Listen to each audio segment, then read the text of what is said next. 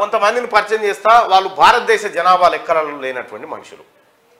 వాళ్ళు జనాభా లెక్కలలో లేరు. వాళ్ళది ఏం కులమో తెలియదు, ఏం కథనో తెలియదు. వీడికి వచ్చారు మార్నింగ్ న్యూస్ కాడికి. రండి, ఒకరిద్దరు రండి. రామ్మా.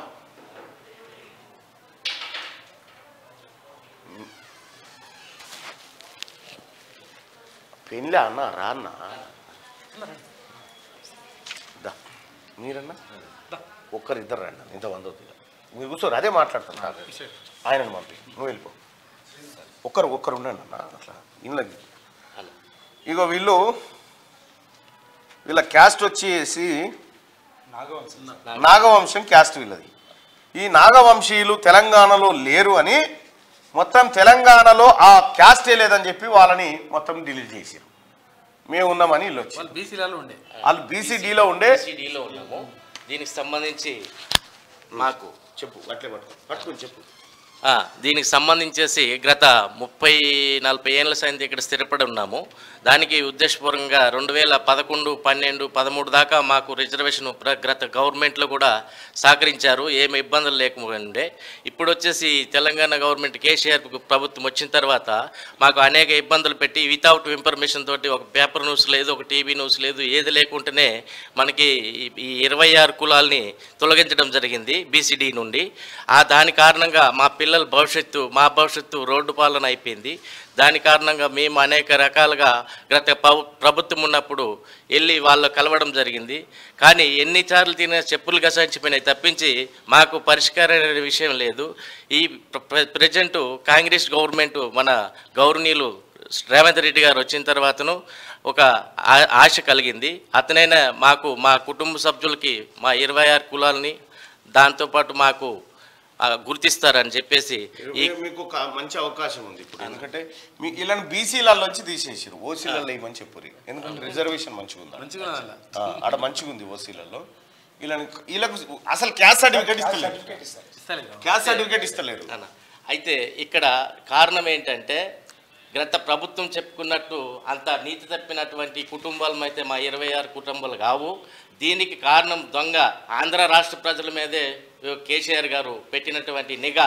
ఈరోజు జరిగిన విషయం ఏంటంటే మేమంత దౌర్భాగ్యంలో అయితే కాదు, ఈయననే దొంగ. ఈ 26 కులాల తరపున రిజర్వేషన్ కానీ ఇంకొక విధంగా స్కాలర్షిప్స్ కానీ ఈరోజు లెక్క చేయండి. ఒక ఇంటికి ఇద్దరు పిల్లలకు లెక్క చేసుకునే ఎన్ని కోట్ల రూపాయలు, సుమారు 370 కోట్ల రూపాయలు అవినీతి పాల్పడ్డాడు. ఈ రకంగా మాకు అన్యాయం చేసి మాకు రోడ్డు మీద చేసి ఈ విధంగా చాలా చేయడం బాధాకరమైన విషయం. మీ వృత్తి ఏంది? వ్యవసాయమా? ఏం చేస్తారు? మా వృత్తి వ్యవసాయమే. వ్యవసాయ కూలీలము. ఈ రకంగా వస్తే ఇక్కడ వలస వచ్చి వాళ్ళు ఎంతమంది ఉన్నారు ఇక్కడ ఇంచుమించు మా కులంకి సంబంధించి 1800 కుటుంబాలు ఉంటారు. 1800-2000 కుటుంబాలు ఉంటారు మావి. ఇప్పుడు మీరు బీసీలు కాదు, ఓసీలు కాదు? ఓసీలు దేనికి మాకు అంగీకారం చేయలేదు ఈ ఉన్న గత ప్రభుత్వం ఉన్న కేసీఆర్ గారు. వీళ్ళని చేయాల్సింది ఏంటంటే మిమ్మల్ని ఓసీలో వేస్తే ఆడ ఫుల్ రిజర్వేషన్ ఉంది, ఈడబ్ల్యూఎస్ ఉంది, అల్కగా మీ పిల్లలకు ఉద్యోగాలు అన్నీ వస్తాయి. ఆల్రెడీ మా పాపకు వచ్చినటువంటి జాబును కూడా గవర్నమెంట్ జాబ్ వచ్చేదాన్ని కూడా గతంలో కోల్పోయింది మాకు బీసీగా లేకపోబట్టి. అది కూడా మేము బాధాకరమైన విషయం చెప్పదలుచుకున్నాం ఈ క్యూనిస్ తరఫున. మీ తరఫునైనా కూడా మాకు న్యాయం జరుగుతుందని చెప్తూ ఈ దృష్టికి సీఎం గారు మిమ్మల్ని ఈడబ్ల్యూఎస్ కోటాలోకి వేయాలి, పైకి తీసుకుపోవాలి. మిమ్మల్ని ఓసీలలో వేస్తే మీకు రిజర్వేషన్ దొరుకుతుంది. ఇప్పుడు మొత్తం 60% ఉన్న బీసీలకు 27% రిజర్వేషన్. అయితే రేవంత్ రెడ్డి గారు మొన్న రోడ్ షోలో మనకి హామీ ఇచ్చారు సార్, మనం పార్టీ అధికారంలోకి వచ్చిన 100 రోజుల్లోనే మీ 26 కులాలను కూడా తిరిగి బీసీలుగా గుర్తిస్తామని చెప్పి ఆ విషయాన్ని మీ ద్వారా ఒకసారి సీఎం గారు బీసీల కంటే ఓసీలు చెప్తున్నాం. మీరు ఆడికి పోయినాక హ్యాపీగా ఉంటారు, నేను చెప్తున్నా చాలా హ్యాపీగా ఉంటారు. సార్లో కలిసే అవకాశం మీ ద్వారా మాకు కల్పించండి అన్న. దాని విధంగానే మాకు మీరు సచివాలయానికి పోండి. గత కేసీఆర్ లెక్క కాదు, అందరినీ పోయాము. ఫస్ట్ ప్రజా దర్బార్లోనే పోయినాము. ప్రజా దర్బార్లో మొదటి రోజు మేము కూడా ఇచ్చాము. ఇంకా మాకు ఆశ కలిగింది ఏంటంటే మీ ప్రతి ఒక్క విషయం నేను చూస్తుంటా కాబట్టి అన్న మాకు న్యాయం చేస్తాడన్న ఉద్దేశంతో మా కుటుంబ సభ్యులు తీసుకొని ఈ రోజు మీ దగ్గర రావడం జరిగిందన్న. రైట్ అన్న, ఇది సీఎం గారి దృష్టికి తీసుకుపోవడం జరుగుతుంది. ఓకేనా? అదే మాకు సహకరించాలి. మీ ద్వారా మా 26 కుటుంబ జనాభా లెక్కలు చేయకుండా ఎట్లుంటున్నారు నాకు అర్థం కాదు. ఈ అధికారులు కూడా అదే గమనించాలి. బాధాకరమైన విషయం అన్న. ఒక తండ్రి కడుపులో పుట్టి ఇంకో తండ్రి పేరు చెప్పుకోవడం అంటే అదే కేసీఆర్ చెప్పుకుంటారా ఈ రోజు? ఇప్పుడు ఆయన ఓసీకి ఉంటే ఆయనకి పదవులు ఎందుకన్నా? కేవలం కష్టపడి సంపాదించుకున్న జాబ్, చదువుకొని సంపాదించుకున్నటువంటి జాబ్ని ఒక బీసీ వేతగా తీసేసి ఈయన ఓసీగా ఉండి ఆయనకి ఎందుకు ఆ పదవులు? సార్ మా పిల్లలంతా కూడా పుట్టి పెరిగింది ఇక్కడే సార్. మేము 50-60 ఏండ్లకి ఇక్కడ మీరు ఇక్కడోలే కానీ కేసీఆర్ ఇక్కడోడు కాదు.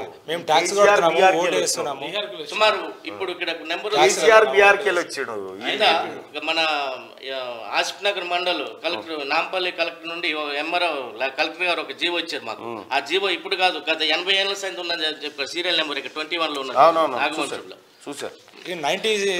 1960లో అనంతరామన్ కమిషన్ ద్వారా అవును ఆ రికమెండేషన్స్ ప్రకారం మనకి బీసీడీగా కేటగిరైజ్ చేశారు. 2015లో 8వ తారీఖు మాకు క్యాష్ సర్టిఫికేట్ ఇచ్చినట్టు తెలంగాణ గవర్నమెంట్లో.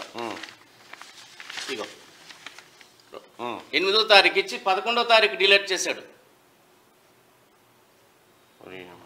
అంత దారుణమైన పనిచేసి ఎవరికి ఇన్ఫర్మేషన్ లేకుండా, పేపర్ లేదు, టీవీ. 2012 డిసెంబర్లో సుప్రీంకోర్టు మా కేసీఆర్ పొరపాట్లు చేసిన మేము కాదంటలేము.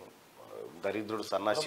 ఇంకో విషయం ఏంటంటే వాళ్ళ దృష్టిలో ఆంధ్ర రాష్ట్ర ప్రజలే ఒక వాళ్ళకి భారమైన వ్యక్తులుగా చూస్తున్నారు. కానీ ఆంధ్ర రాష్ట్ర ప్రజలు కాదన్న. ఇక్కడ తీసుకున్నది భూదందలో కానీ మా విషయంలో కానీ దొంగల కేసీఆర్ ప్రభుత్వం వాళ్ళ కుటుంబం పాలనే. ఇది 100% మా బాధాకరమైన మా ఆవేదన చెప్తుంది ఈ విషయం. రైట్, ఓకే అన్న, థ్యాంక్ యూ. రైట్, నాగవంశీయస్తులను తిరిగి బీసీడీలో చేర్చాలి అని చెప్పి 26 కులాలను డిలీట్ చేసిరు, వాటిని చేర్చాలని చెప్పి వీళ్ళు మన ముందుకు రావడం జరిగింది. ప్రభుత్వం దీనిపైన స్పందిస్తుందని ఆశిద్దాం. ఓకే, సార్ మా వినతి ఒకటే. గత 50-60 ఏండ్లుగా ఈ తెలంగాణ ప్రభుత్వంతో తెలంగాణ ప్రాంతంలో తెలంగాణ ప్రజలుగానే మేమున్నాం. మాకు వేరు చేసి చూడొద్దు. మీ ప్రజలుగా మీలో ఒకరుగా భాగ్యం. ఇప్పుడు తెలంగాణ ప్రజలకు ఆంధ్ర ప్రజలకు ఏం పంచాయతీ లేదు. వాళ్ళు వీళ్ళు ఒకటే. తెలంగాణను దోపిడీ చేసింది ఆంధ్ర వాళ్ళు కాదు, ఆంధ్ర పెట్టుబడిదారులు. ఆంధ్ర ప్రజలు కాదు, ఆంధ్ర పెట్టుబడిదారులు దోసిరు తప్ప. కానీ ఈ రోజు మాకు సాక్ష్యం. కానీ గత ప్రభుత్వం ఏర్పడిన కొద్ది రోజుల్లోనే 14 ఆగస్టు 2014లో మమ్మల్ని జియో ఎంఎస్ నంబర్ 3 ద్వారా రిమూవ్ చేశారు సార్. అప్పటి నుంచి మీ వివిధ పార్టీల నేతల్ని కలిసాం, తర్వాత ప్రభుత్వాన్ని కూడా అప్రోచ్ అయ్యాం. కేటీఆర్ కూడాను అనేక రకాలుగా కలిసాం. వాళ్ళు మనకి హామీ ఇచ్చారు రోడ్ షోలలో. ఇదే అంశాన్ని గౌరవ ముఖ్యమంత్రి గారి దృష్టికి తీసుకెళ్ళండి. మాకు న్యాయం తప్పకుండా ఆ ప్రయత్నం 100% విశ్వాసంతో వచ్చామన్నా. రైట్, థ్యాంక్ యూ, నమస్తే.